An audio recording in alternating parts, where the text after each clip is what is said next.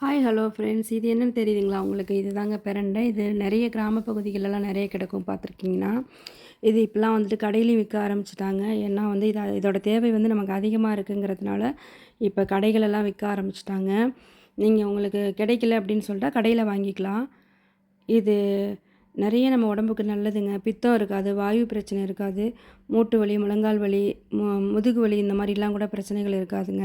இத நீங்க என்ன பண்ணுங்கன்னா, இந்த மாரி வரமிளகாய் கொஞ்சம் எடுத்துக்கோங்க. மிளகு, புளி, பெருங்காயம், கட்டி பெருங்காயம் எடுத்திருக்கேன். நீங்க பவுடர் வேணாலும் எடுத்துக்கலாம். இந்த மாரி எடுத்துட்டு, ஒரு வாணல்ல நல்லா எண்ணெய் ஊத்திக்கோங்க. அதுக்கு முன்னாடி அந்த பிரண்டைய வந்து நல்லா நார நீக்கி எடுத்து வச்சுருங்க. நார் நீக்கிறதுக்கு வந்து கையில கொஞ்சம் ஆயில் அப்ளை பண்ணிக்கோங்க. அப்பதான் வந்துட்டு கையில அரிப்பு இல்லாம இருக்கும். சில பேருக்கு அது ஒத்துக்காது. அது நார் எடுக்கும்போது பயங்கரமா அரிக்கும்.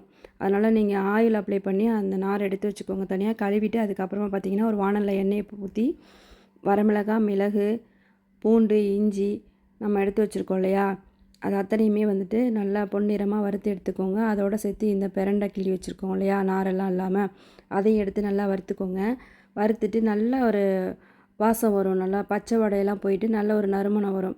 அதுக்கப்புறமா அத என்ன பண்ணுங்கன்னா, இன்னொரு தட்டில போட்டு ஆற வச்சுருங்க. அதுக்கப்புறமா அரைங்க. நீங்க தேங்காய் வேணா சேர்த்துக்கலாங்க இதில. ஏன்னு சொல்கிறேன்னா, இது தேங்காய் சேர்க்கும்போது இன்னும் நல்லாவே இருக்கும். ஃப்ளேவர் கொடுக்கும். நான் தேங்காய் சேர்க்கல. ஏன்னா என்கிட்ட வந்து பிரண்டை நெறையா இருந்தது. அதனால நான் தேங்காய் சேர்க்கல. உங்களுக்கு தேங்காய் சேர்த்துக்கணும் அப்படின்னு நினச்சிங்கன்னா, நீங்க தேங்காய் சேர்த்துக்கலாம் கண்டிப்பா. ஆனா என்னென்னா, தேங்காய் சேர்க்கும்போது நீங்க ஒரு 1 வீக் அளவுக்கு வச்சுக்க முடியாது. நான் அதனால தான் தேங்காய் சேர்க்கல இன்னும் சொல்லப்போனா. நான் இத வந்து வெளிநாட்டுக்கு அனுப்புறதுக்காக செஞ்சிட்ருக்கேன். இது மாரி செஞ்சுட்டு நீங்க உங்க வீட்ல யாராவது வெளிநாட்ல இருக்காங்க அப்படின்னா, நல்லா ஆற வச்சுட்டு, ஒரு நல்ல டப்பாவுல போட்டு நல்லா லீக் ஆகாம எண்ணெயெல்லாம் ஆயில்லாம் லீக் ஆகாம போட்டு அடைச்சு குடுத்து அனுப்பலாம். நீங்க இத அவங்க 1 வாரத்துக்கு ஸ்டோர் பண்ணி வச்சுக்கலாம். ட்ரை பண்ணி பாருங்க. நமக்கு தேவையான அளவுக்கு உப்பு எடுத்துக்கோங்க. அதிலேயே எல்லாத்தையுமே சேர்த்துருங்க. சேர்த்துட்டு நல்லா நல்லெண்ணெய் யூஸ் பண்ணுங்க. கண்டிப்பா இதுக்கு முக்கியமா நல்லெண்ணெய் யூஸ் பண்ணுங்க. நல்லெண்ணெய் யூஸ் பண்ணா தான் ரொம்ப நல்லது. நல்லா வாசமாவும் இருக்கும். உடம்புக்கும் கெடுதல் இல்ல. எந்த துவையல் அரைச்சாலுமே நல்லெண்ணெய் யூஸ் பண்ணுங்க. இதெல்லாம் எங்க அம்மா வீட்லேருந்தே நான் பழகுனது. நல்லெண்ணெய் தான் யூஸ் பண்ணிகிட்ருக்கேன். இந்த மாரி நல்ல கலருக்கு வந்துரும் பாருங்க. அப்போ வந்து இந்த புளிய கொஞ்சம் அதிலேயே சேர்த்துட்டு, புளியில வந்து விதையெல்லாம் இல்லாம எடுத்து வச்சுக்கோங்க. கோது, விதை எல்லாமே இல்லாம. அப்புறமா இதில போட்டு நல்லா வணக்கிடுங்க. அந்த புளியும் சூடாகி நல்லா வெதுவெதுப்பாயிரும். அதை எடுத்து ஆற வச்சுட்டு, ஒரு கொஞ்சம் நேரம் ஆனோன்னே பாருங்க, நல்லா ஆறிரும். சூடா அரைக்காதீங்க. அது கெட்டு போயிரும். சூடா அரைச்சிங்கன்னா, 2 நாளைக்கு மேல வச்சுக்க முடியாது. நம்ம வெளியில குடுத்து அனுப்புறோம் அப்படிங்கிறதுக்காக நல்லா ஆற வச்சுருங்க. அப்படி இல்லன்னா கூட நல்லா ஆற வச்சு அரைச்சிங்கன்னா தான் நல்லாயிருக்கும்.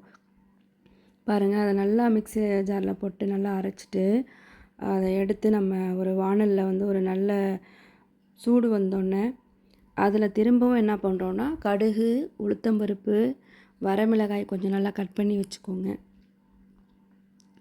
சக்கல ஆட்டுன நல்லெண்ணெய் தாங்க நான் யூஸ் பண்ணுறேன் பாருங்க. இது எல்லாமே போட்டு நம்ம திரும்ப தாளிக்கணும் அத. அப்படியே வச்சுட்டிங்கன்னா அது கெட்டு போயிரும். 1 நாளைக்கு தான் வச்சு சாப்பிட்லாங்க. நம்ம இந்த மாரி மெத்தட்ல பண்ணும்போது, ஆ நம்ம வந்து வச்சுக்கலாம். 1 வாரத்துக்கு வச்சுக்கலாம். இது அதிகம் கிடைக்காது பிரண்டை.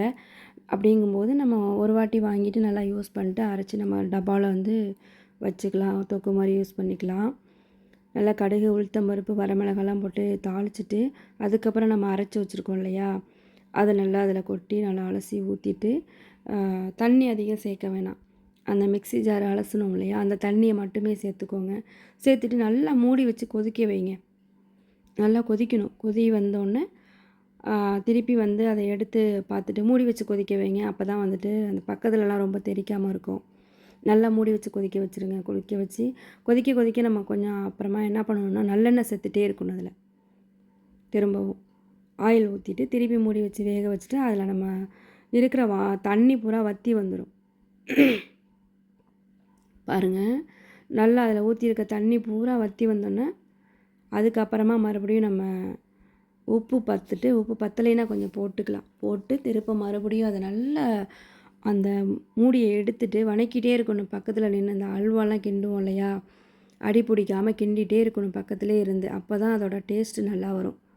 பக்கத்திலேயே இருந்து அத கிண்டி விட்டு அ நல்லா ஒரு அல்வா பதத்திலே வரும்னு கூட சொல்லலாம். அந்த மாரி தான் இருக்கும் இது பார்க்குறதுக்கு. செம்ம டேஸ்டியா இருக்கும். நீங்க ஒரு முறை செஞ்சு சாப்பிட்டு பாருங்க. அதுக்கப்புறம் வந்து இந்த மாரி தான் நீங்க செய்வீங்க. சில பேர் பிரண்ட துவையல் அந்த உளுத்தம் பருப்பு, கடலப்பருப்பு எல்லாம் வச்சு அரைப்பாங்க. அது அந்தளவுக்கு டேஸ்ட்டு இருக்குமா என்னான்னு தெரியல. ஆனால் இந்த மாதிரி ட்ரை பண்ணி பாருங்கள், செமையாக இருக்கும். இது எங்கள் பாட்டி சொல்லி கொடுத்தாங்க எனக்கு. சொல்லி கொடுத்தாங்கங்கிறத விட நான் பாட்டிகிட்ட கற்றுக்கிட்டேன் இதெல்லாம். பார்த்திங்களா, அதை பார்த்தாலே நமக்கு நல்ல நாக்கில் எச்சி ஊறும், அந்தளவுக்கு இருக்கும். பார்த்திங்கன்னா பாருங்கள், இந்த பதத்துக்கு வந்தோடனே அதில் ஊற்றிருக்க எண்ணெய் பூரா திரும்பி திரண்டு மேலே வந்துடும் அந்த தொக்குக்கு மேலே. அந்த அளவுக்கு வந்தோடனே நம்ம அடுப்பை ஆஃப் பண்ணிவிட்டு அதை ஆற வச்சிடலாம். மூடி வச்சு ஆற வைக்காதீங்க, திறந்தே வச்சுருங்க. திறந்து வச்சு அதுக்கப்புறமா தான் நீங்கள் எடுத்து வைக்கணும். அதை அந்த மாதிரி ஒரு சாதத்தில், சுடு சாதத்தில் போட்டு எண்ணெயெல்லாம் திரும்ப ஊற்றி சாப்பிட வேண்டியதில்லை. அதில் போட்டு பிசைஞ்சு சாப்பிட்டிங்கன்னா அவ்வளோ அருமையாக இருக்குங்க. நீங்கள் கண்டிப்பாக ட்ரை பண்ணி பாருங்கள். ட்ரை பண்ணி பார்த்துட்டு எப்படி இருக்குதுன்னு சொல்லுங்கள்.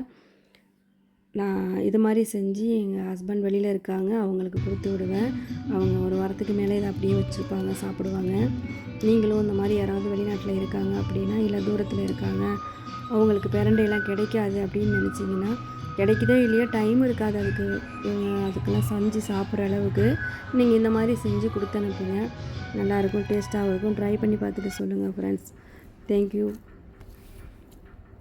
இது மாதிரி நமக்கு தொக்கு இந்த மாதிரிலாம் செய்கிறதுக்கு உங்களுக்கு டிப்ஸ் வேணும்னா என்னோடய சேனலை ஃபாலோ பண்ணுங்கள். கண்டிப்பாக நல்லாயிருக்கும். தேங்க்யூ, பாய்.